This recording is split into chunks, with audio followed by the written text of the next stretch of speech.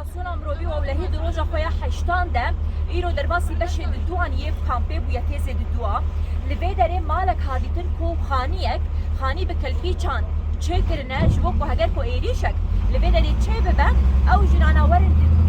vî xanî de vî xanî ku kelpîçan çêkirine tê de weke mûzî çêkirine tê de xwe veşirin û şer bikin ger hûn dîdîmen de bibînin. Ha ev xanî çêkirine ji bo yani weke kirine weke mûziyekê û çadir jî bi ser de dakiribû ji bo ku kes nebîne. Niha hêz dewletkariya hundirî ji bo çadir qetandin.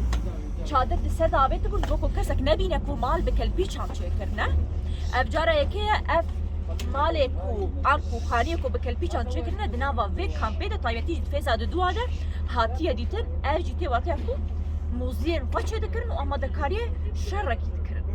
Mîneyên hêja di fêza duyemîn de cercûr û bombeyê destan hatiye dîtin. Ger hûn bibînin ev dîmenên rasterast in di fêza duyemîn de ya jin û zarokên Daişiyan ku Sûrî û Iraqî ne hêzên ewlekariya hundirîn ev cebelxane niha desteser kirine